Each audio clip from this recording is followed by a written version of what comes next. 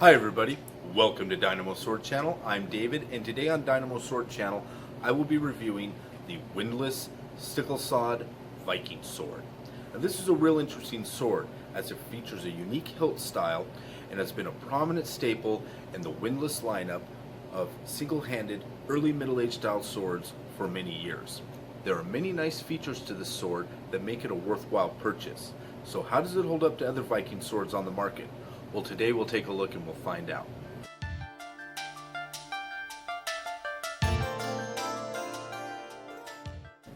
The Windlass Stiklestad is a replica of an 11th century Norwegian sword supposedly used in the Battle of Stiklestad in 1030 AD. The battle was a decisive one in Norwegian history as it was the supposed final battle of Norwegian King Olaf II. The sword itself does not really fit the time of the battle, as its hilt style tended to be featured on swords that were seen in use a century earlier, so in the 10th century. In the Peterson typology, I would place this sword's hilt as more of a Type S.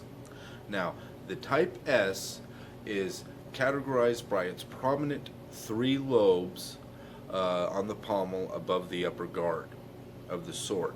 It seems to be a popular design of its time and has been found on swords in England, Norway, and Denmark dating in the 10th century. It has the uniqueness of having a curved lower guard and more spike-shaped lobes on this windlass version, though I would still place it in the Type S due to its overall shape and appearance. Overall, the sword is well built and attractive. The copper accents add to the sword's simple but attractive stylization, and the blade is of decent width and length and fits what one would expect from a sword of the early Middle Ages of Northern Europe. The blade classifies as a Giebig Type 2 or Oakshott Type 10. A very standard blade type of the 8th to 12th centuries that a sword like this would have seen use. The blade's broad profile ends in a spatulate tip, and it features a long wide fuller reaching nearly its full length. The blade edges are near parallel, making this a broad and intimidating blade. This was a blade meant for strong cuts and slashes in a time dominated by shield and spear formations. The handle is short and thin, allowing for a sturdy, compact grip between the upper and lower guards, and it does offer a little extra grip space for more maneuvers or grip styles to be used. The Stiklestad is a nice replica of an arming sword of the 9th to 11th century. One thing that has become a misconception, I feel, is the actual term Viking sword. When categorizing these swords, labeling them as Viking swords is not necessarily wrong, but there were more warriors of the time than Vikings that used these swords. As Vikings were a specific seafaring warrior class of Northern European descent, early period arming swords like this tended to be used throughout most of Europe, with many of the finest made in Francia, or as we know today, France. What normally differs between these swords are the specific hilt designs that seem to have been popular and or exclusive to the nations they were founded in.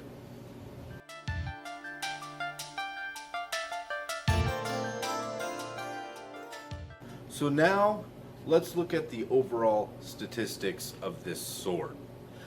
The overall length of the sword is 37 inches.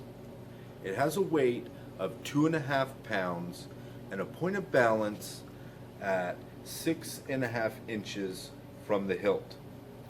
The center of percussion is right at about 22 inches from the hilt, so about right up into here.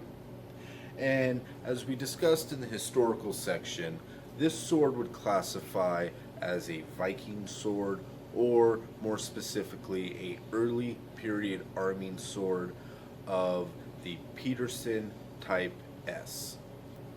The blade length is 31 inches, with the base width being 1 7/8 of an inch, tapering to about 1 1/4 inch at the tip, so about right here before the tip forms. The material or steel grade is a 1065 high carbon steel. The finish is a nice mirror polish. The cross section, as you can see, is more of a flattened diamond that isn't necessarily period accurate, but it does feature the fuller, wide and long that goes almost to the tip, as is standard for the blade type. And again, the blade type is what we would classify as a Giebig Type 2 or a Oakshott Type 10. The guard length, or as this is an early period sword or a Viking sword, the lower guard length is 4.5 inches long. The quillion dimensions are 1/2 inch at the face, and the inside is about 1/8 of an inch. The material is a polished steel with copper accents in a more Norse design. The style is a Peterson Type S, as we mentioned earlier. Now, one thing to remember with a Viking hilt is that the whole hilt is the type. So you don't have, like in the Oakshott typology, where you have a pommel style and a guard type. That's mixed up to where it is just the full hilt. So again, this would be a variant of the Peterson Type S with more of a curved lower guard. The handle's total length is 4 inches. Now, I did, as you can see, customize this sword's grip. The original base circumference was 4.5, about 4 inches, and that tapered down to 3.5 inches.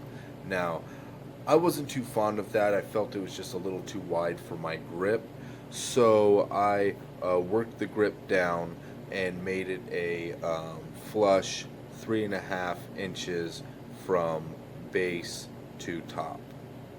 Now, the material is a nice hard wood, and the grip material originally was a brown suede wrap stitched with copper ringlets on the base and the top for accent. I upgraded that, in my opinion, as I wasn't really a fan of the suede either, to a nice veg tan brown leather with a 3 riser design, which tends to be a little more traditional for the Viking type. The pommel's total length is 1 5/8 inch, and the pommel width, or more specifically the upper guard width, or at the upper guard, is 3 inches. The material is a polished steel like the guard, and it does feature the same copper accents in the more thatched Norse design. The hilt construction is peened, and it does have a nice peen to it. And again, the pommel type, as we mentioned with the whole hilt type, would be a variant of the Peterson Type S hilt type. Now, this one tends to have more of spiked lobes, outer lobes, which is a little unique to the style, as they tended to be more three that were more rounded like the middle one. But still, going by the general shape of it and the overall look, I would still consider it a Peterson Type S. And finally, let's look at the scabbard. So the scabbard of this sword has a wood core, and it features a brown suede overwrap stitched similar to the original grip. It is extended by a metal throat and chape, and features two additional metal ringlets. Now, the throat and the second ringlet do feature hoops to use to attach a belt suspension system to hang the sword, be that either left or right-handed, which is a nice feature, as you know, there's one for each side. Overall, this is a rather impressive scabbard, especially for the manufacturer and at the price point. With Windlass, the scabbards are normally generic stitched black leather with throat and chape, but with this scabbard, you definitely get something more nicely designed that fits tight and is very well made, as you'll see here. So, no rattle. And as far as the friction fit, it's actually fairly tight. You can shake it loose a little bit, but overall, really nice fit to it. Very impressed with this scabbard. If more Windlass scabbards were like this, I don't think a lot of people would complain, as they normally do with the generic stitched leather scabbards.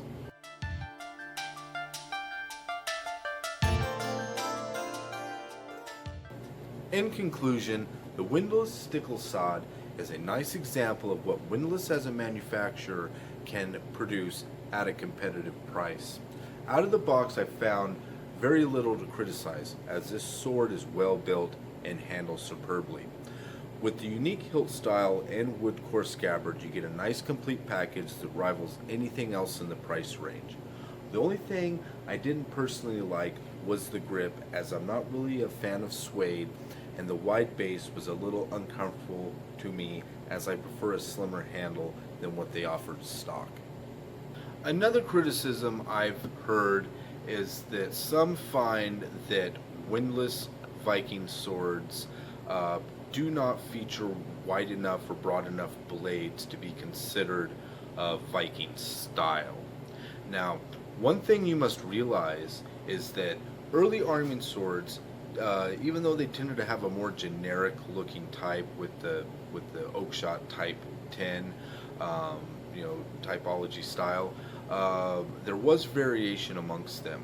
And this is where research on the typology of Alfred Giebig can enlighten many on the often overlooked differences of early period arming sword blades. His typology studies the variation of these blade types that normally, when looked at from the Oakshot typology, would simply be categorized as either a Type 10 or 10A blade. Seeing or understanding the variations of blade profiles in the early period shows just how progressive sword design really was in this early period, especially for one which is normally considered a dark age in European history.